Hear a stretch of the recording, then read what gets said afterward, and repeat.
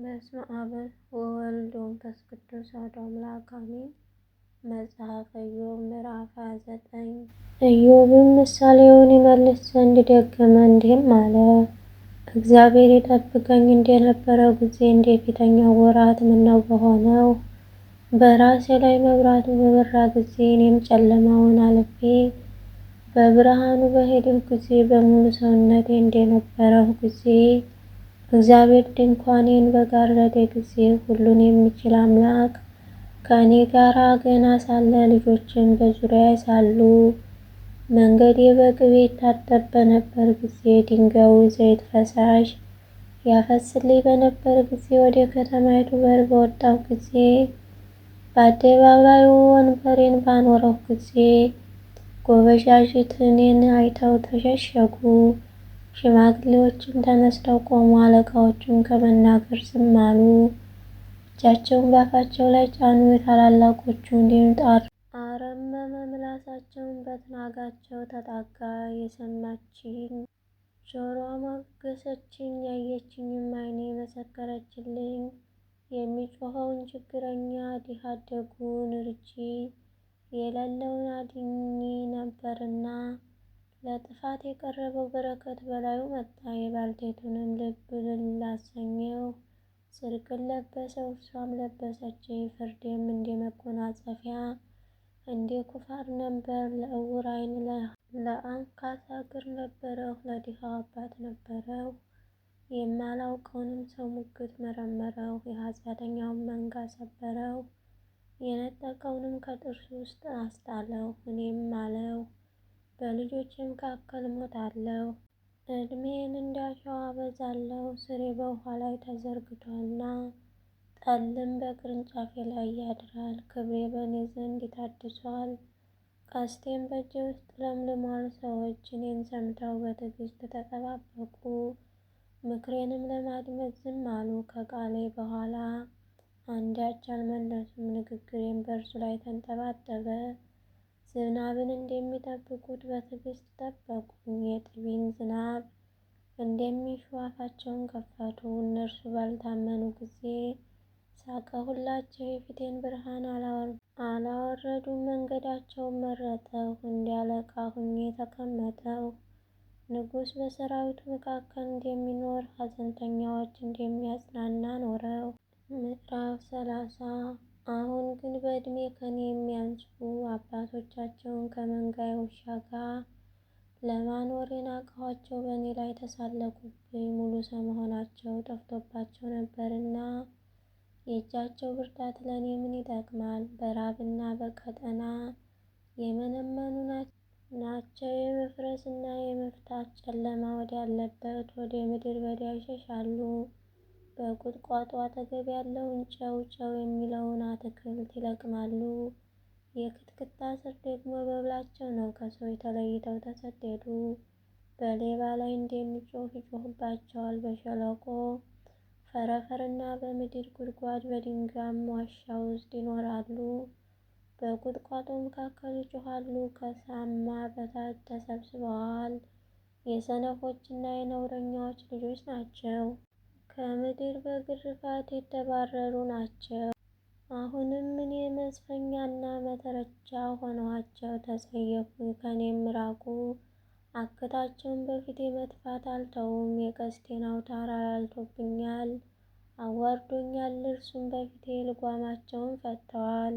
በቀኝ በኩል ዱርዬዎች ተነስተዋል፣ እግሬንም ይገለብጣሉ። የጥፋታቸውን መንገድ በእኔ ላይ ይጎድባሉ፣ ጎዳናዬን ያበላሻሉ። ረዳት የሌላቸው ሰዎች መከራዬን ያበዛሉ። በሰፊ ስፍራ ሺህ እንደሚመጡ ይመጡብኛል፣ በባድማ ውስጥ ይንከባለሉብኛል። ድንጋጤ በላዬ ላይ ተመለሰችብኝ፣ ክብሬንም እንደ ንፋስ ያሳድዷታል። ደህንነቴንም እንደ ደመና አልፋለች። አሁንም ነፍሴ በውስጤ ፈሰሰች፣ የመከራ ዘመን ያዘችኝ። በሌሊት አጥንቴ በደዌ ተነደለች፣ ጅማቶቼም አያርፉም። ከታላቁ ደዌ ኃይል የተነሳ ልብሴ ተበላሸች፣ እንደ ቀሚስ ክዳን አነከችኝ። እርሱ በጭቃ ውስጥ ጣለችኝ፣ አፈርና አመድም መሰልሁ። ወደ አንተ ጮኽሁ፣ አልመለስህልኝም።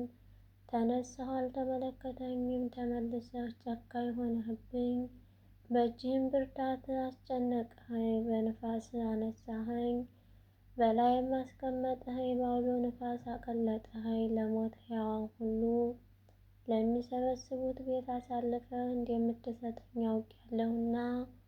ነገር ግን ሰው በወደቀ ጊዜ እጁን አይዘረጋምን? በጥፋቱስ ጊዜ አይጮኽንም? ጭንቅ ቀን ላገኘው ሰው አላለቀሰሁም? ለችግረኛስ ነፍሴን አላዘነችም? ነገር ግን በጎነትን በተጠባበቅሁ ጊዜ ክፉ ነገር መጣችብኝ። ብርሃንን በትዕግስት ጠበቅሁ፣ ጨለማም መጣ። አንጀቴ ፈላች አላረፈችም፣ የመከራ ዘመን መጣብኝ። ያለ ፀሐይ በትካዜ ሄድሁ፣ በጉባኤ መካከል ቆሜ ጮኽሁ። ለቀበሮ ወንድም ለሰጎንም ባልንጀራ ሆነሁ። ቁርበቴ ጠቆረ፣ ከኔም ተለይቶ እርግፍግፍ አለ። አጥንቴም ከትኩሳት የተነሳ ተቃጠለች። ስለዚህ መሰንቆዬ ለሐዘን እምቢልታዬም ለሚያለቅሱ ቃል ሆነ። ምዕራፍ 31 ከዓይኔ ጋር ቃል ኪዳን ገባሁ። እንግዲህስ ቆንጆይቱን እንዴት እመለከታለሁ? የእግዚአብሔር ዕድል ፈንታ ከላይ ሁሉን የሚችል አምላክ ርስት ከአርያም ምንድን ነው? መዓትስ ለኃጢአተኛ መለየትስ ለሚበድሉ አይደለችም? መንገዴን አያይም? እርምጃዬንስ ሁሉ አይቆጥርምን? በእውነተኛ ሚዛን ልመዘን፣ እግዚአብሔርም ቅንነቴን ይወቅ። በሐሰት ሄጄ እንደሆነ እግሬንም ለሽንገላ ቸኮላ እንደሆነ እርምጃዬ ከመንገድ ፈቀቅ ብሎ ልቤም ዓይኔን ተከትሎ ነውርም ከእጄ ጋር ተጣብቆ እንደሆነ እኔ ልዝራ ሌላ ሰውም ይብላው፣ የሚበቅለውም ሁሉ ይነቀል። ልቤ ወደ ሌላይቱ ሴት ጎምጅቶ እንደሆነ በባልንጀራዬም ደጅ አድብቼ እንደሆነ ሚስቴ ለሌላ ሰው ትፍጭ፣ ሌሎችም በእርሷ ላይ ይጎንብሱ። ይህ ክፉ አበሳ ፈራጆችም የሚቀጡበት በደል ነውና፣ ይህ እስከ ጥፋት ድረስ የሚበላ እሳት ቡቃያውንም ሁሉ የሚነቅል ነውና። ወንድ ባሪያዬም ወይም ሴት ባሪያዬ ከኔ ጋር በተሟገቱ ጊዜ ምኩታቸው ንቄ እንደሆነ እግዚአብሔር በተነሳ ጊዜ ምን አደርጋለሁ? በጎበኘኝ ጊዜ ምን እመልስለታለሁ? እኔ በማኅፀን የፈጠረ እሱንም የፈጠረው አይደለምን? በማኅፀንስ ውስጥ የሠራን አንድ አይደለም? ድሃውንም ከልመና ከልክዬ መበለቱን ዓይን አጨልሜ እንደሆነ እንጀራዬን ለብቻዬ በልቼ እንደሆነ ድሃ አደጉም ደግሞ ከእርሱ ሳይበላ ቀርቶ እንደሆነ እሱን ግን ከታናሽነቴ ጀምሮ እንደ አባቱ ከኔ ጋር አሳድጌው ነበር። እሷንም ከእናቴ ማኅፀን ጀምሬ መራኋት። ራቁቱን የሆነውን ሰው ሲጠፋ ወይም ድሃ ያለ ልብስ ሲሆን አይቼ እንደሆነ ጎንና ጎኑ ያልባረከችኝ በበጎቼም ጠጉር ያልሞቀ እንደሆነ በበሩ ረዳት ስላየሁ በድሃ አደጉ ላይ እጄን አንስቼ እንደሆነ ትከሻዬ ከመሠረቷ ትውደቅ፣ ክንዴም ከመገናኛዋ ትሰበር። የእግዚአብሔር መዓት አስደንግጦኛል፣ በክብሩም ፊት ምንም ለማድረግ አልቻለሁም። ወርቅን ተስፋ አድርጌ ጥሩውን ወርቅ ባንተ እታመናለሁ ብዬ እንደሆነ ሀብቴ ስለበዛ እጄም ብዙ ስላገኘች ደስ ብሎኝ እንደሆነ ፀሐይ ሲበራ ጨረቃ በክብር ስትሄድ አይቼ ልቤ በስውር ተታሎ አፌም እጄን ስሞ እንደሆነ ልዑል እግዚአብሔር በከዳሁ ነበርና፣ ይህ ደግሞ ፈራጆች የሚቀጡበት በደል በሆነ ነበር። የሚጠላኝ መጥፋት ደስ ብሎኝ ክፉ ነገርን ባገኘው ጊዜ ሐሴት አድርጌ እንደሆነ፣ ነገር ግን በመርገም ነፍሱን በመሻት አንደበቴን ኃጢአት ይሠራ ዘንድ አልሰጠሁም።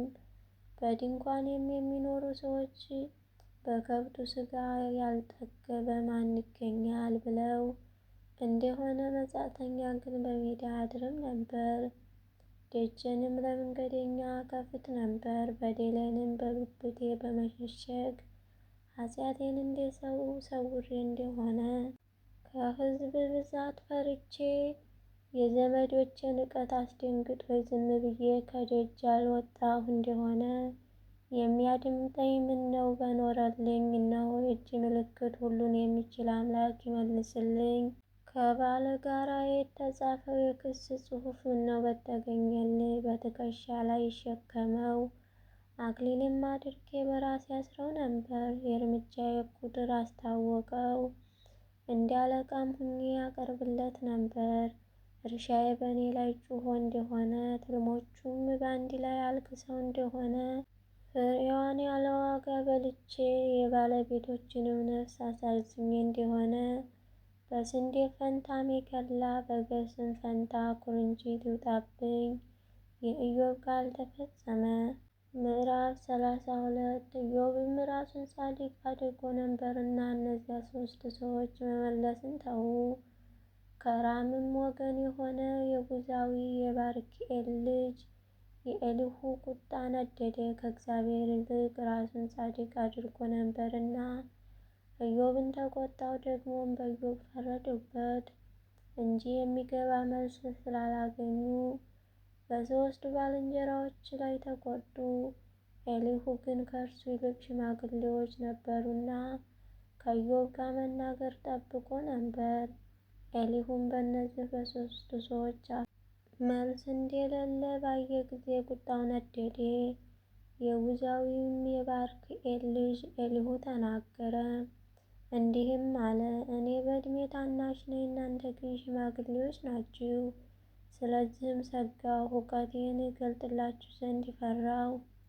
እንደዚህም አልሁ፣ ዓመታት በተናገሩ ነበር፣ የዓመታት ብዛት ጥበብን ባስተማረች ነበር። ነገር ግን በሰው ውስጥ መንፈስ አለ፣ ሁሉን የሚችል የአምላክ እስትንፋስ ማስተዋልን ይሰጣል። በዕድሜ ያረጁ ጠቢባን አይደሉም፣ ሽማግሌዎችም ፍርድን አያስተውሉም። ስለዚህ ስሙኝ፣ እኔ ደግሞ እውቀቴን እገልጥላችኋለሁ። እነሆ ቃላችሁን በትዕግስት ጠበቅሁ፣ የምትናገሩትን ነገር እስክትመረምሩ ድረስ ብልሃታችሁን አዳመጠው፣ እንዲሁም ልብ አደረገው። እነሆ በእናንተ መካከል ኢዮብን ያስረዳ ወይም ለቃሉ የመለሰ የለም። እናንተም ጥበብን አግኝተናል፣ እግዚአብሔር ነው እንጂ ሰው አያሸንፈውም እንዳትሉ ተጠንቀቁ። እርሱ ግን ቃሉን በእኔ ላይ አልተናገረም፣ እኔም በንግግራችሁ አልመልስለትም። እነርሱ ደነገጡ፣ ዳግመኛም አልመለሱም፣ የሚናገሩትም አጡ።